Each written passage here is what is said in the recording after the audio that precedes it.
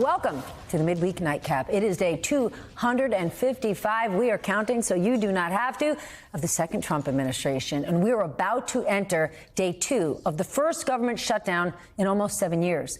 Today, the Senate once again failed to pass a spending bill that would reopen the government, which means thousands of federal workers have been furloughed while the Trump White House threatens widespread layoffs. Watch this. We are going to have to lay some people off if the shutdown continues. We don't like that. We don't necessarily want to do it, but we're going to do what we have to keep the American people's essential services continuing to run. The reason your government is shut down at this very minute is because, despite the fact that the overwhelming majority of congressional Republicans and even a few moderate Democrats supported opening the government, the Chuck Schumer AOC wing of the Democratic Party shut down the government because they said to us, we will open the government, but only if you give billions of dollars of funding for health care for illegal aliens.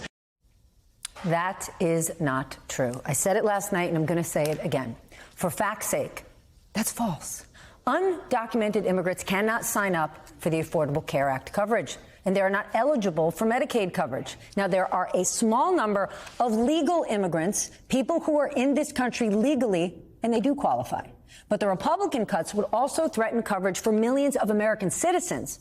Democrats want those cuts rolled back. That is the sticking point in negotiations. Here's House Minority Leader Hakeem Jeffries on this topic earlier today.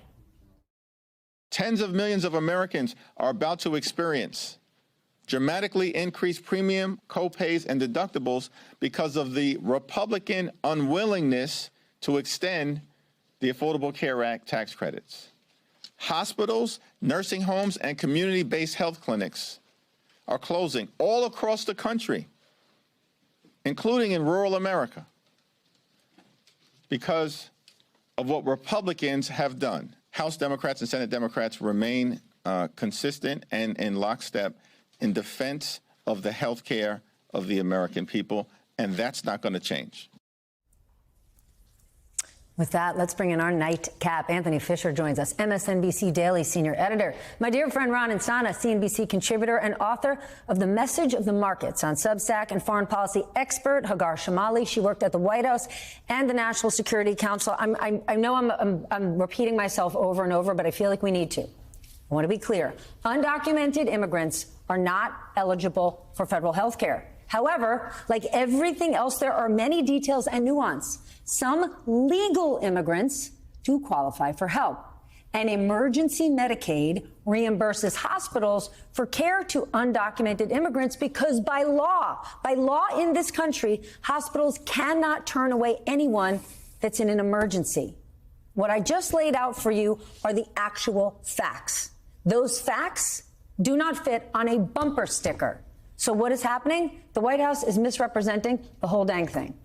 Sure, they are. I mean, and as you said, we don't turn away anyone at emergency rooms. So there is that gray area where undocumented immigrants can receive health care that the American taxpayer may pay for.